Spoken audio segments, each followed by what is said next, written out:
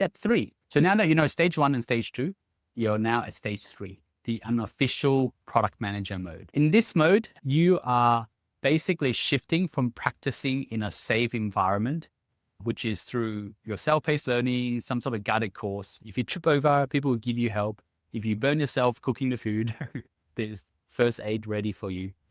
But now, because you learned the craft already, you need to start demonstrating this in your current job. You need to have skin in the game. You have to own the decisions that you're making now through the product craft. So you've done some side projects already, you've taken some courses, you built some public proof. These are all safe stuff, right? And you can be wrong. But now bring your product thinking into your day-to-day job. This is where you might get burnt, you might fail, but it's all part of the learning process. So don't worry about that, because the upside is infinite here. The downside is, why is this person doing some weird product stuff? Like, he's not a product manager. That's okay. Go back to doing what you want to do. And that's probably the worst case scenario here. But the upside is, wow, like Dave is doing some really amazing product work. Like, he's thinking from a target market perspective. He's helping us identify the market size. He's helping us to shape up and prioritize the features we need to build for this product. Right? The upside is infinite here. So you may not own the product, but you want to start owning some key decisions, some suggestions, some outcomes. Spot user pain points, prioritize fixes, proposing experiments that might influence roadmaps, using data and insights, right? You want to drive clarity using product frameworks because you've been trained in it. And the common question at this stage is, my job is not a product company. I don't get to do any product work. That's why I want to become a product manager so I can do the product work. That's not the right mindset. So shift that mindset. That's what you got to think about, is that there's always opportunity to apply the product perspective in your current job, because product is not a task that you do. It's not like accounting where I do a balance sheet, right? It's not that. So there's always a chance to apply the product mindset. The mindset is a perspective and is not a task. So if there's a way to improve, say, a sales process or a customer service process or a design process through solving a problem, understanding the size of the problem, prioritizing certain things using strategic bets, that's the product perspective that you can bring into the current day job. And think of this as being a great sous chef, right? You in someone else's kitchen. So you've done the learning, you've become an apprentice, you're not in charge at this stage, but you are making small decisions along the way, and you're doing the job before anyone has formally given you the title just yet, but you got to do it. And this process is probably the longest process in the whole journey. And this is the hard stuff. This is actually where you have to get your hands dirty. You got to be patient. You got to work through, and you got to look for opportunities to apply your mindsets too, because opportunity doesn't come up all the time. But when it does, you're ready to strike. So be patient. As you go through this phase, the constraints that you're going to face are, you know the concepts, but still learning through doing. You've built something, but haven't made enough trade-offs yet. Haven't made any tough trade-offs yet, because previously you're just building stuff on your own, which is not tough when you're negotiating with yourself. You build like 1 or 2 pieces of portfolio product or product specs, but it's too generic. You've helped on a project, but haven't led one. You've used the tools, but not in structured workflows, where you're taking through something from an idea to a design to execution to optimization. You've built some relationships, but not strong advocates for yourself. And also you're just blending in the branding, and you've had some guidance, but also not consistently.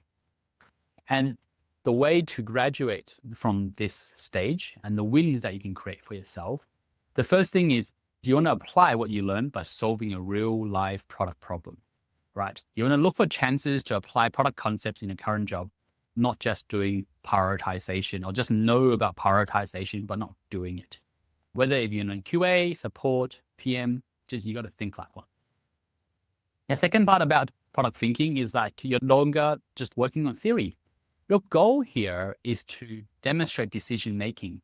You can write a PRD, but start to show people, like, here's what I'm thinking about this product. Here's what I'm thinking about some metrics. And here's what I'm thinking about some outcomes that we need to drive. You need to put your skin in the game and start talking to people about it. And this ties into the execution and all the tools that you use. Make sure you use it in a sequence, which is what tools to use during research, which is probably a Notion page, a Miro board to show customer journey and show like some whiteboarding stuff. Yeah, so the research tools are very different to, say, a design tool. Like you might be using Figma to mock up designs or give feedback on designs and so on. So use different tools across the different life cycle through research, design, planning, analytics, and iterations. And these tools could change and could shift depending on the company you're at. But you don't have to master all of those. You just have to use it and experience and apply in the real world.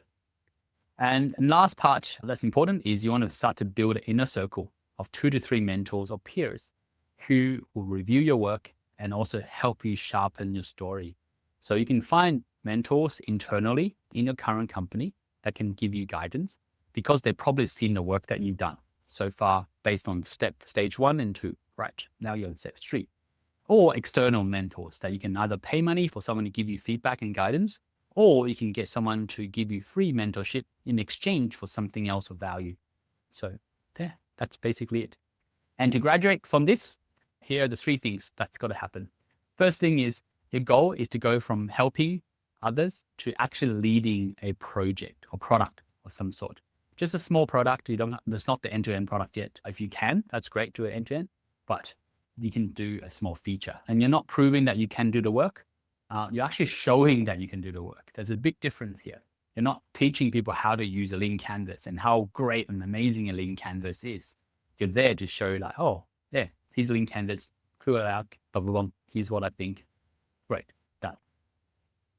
And think of this as your product management in action phase. That is basically it. You're there to show what you do. No titles, no glam. It's just your impact that speaks for the work that you do. And a few things to remember and a few mindsets that might pull you back during this phase. You think that you don't have the title. So as a result, you can't apply the product job. So they're 2 different things. Don't let the title create anxieties or for your brain to create excuses that you cannot do certain jobs. You can. And that's how you can get these jobs in the first place, is by applying the product mindset, the product tool sets, the product process. Do the job first, and then you get the title. You don't need permission. Second part is about, I don't have anything to do in my current company. There is no thing for me to apply product mindset. Start small. Think about what's the smallest thing that you can do. I am pretty sure there is a decision that was going to come into your table. Like you might be doing this work of updating a user guide, and you might be thinking, who is this guide for? What's the type of problem that we're trying to solve with this guide?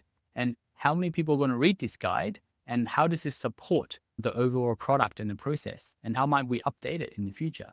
So all these things are little small initiatives that you can apply a product mindset on. Don't do this alone. Find people that are close to you at work, people that you can trust at work. I feel like if I tell people that I'm doing a product job, they might think I might leave the company anytime soon. And as a result, I don't get these opportunities to stay in the current company.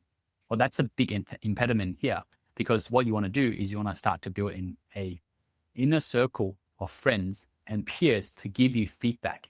And if you don't tell people what you want, how can they give you feedback on what you want? So if you have product managers already in your company that can give you this inner circle feedback, perfect. That's great. But if you don't, find external mentors that can give you this type of feedback. So you don't do this alone. It's very important to do that. Otherwise, you will give up.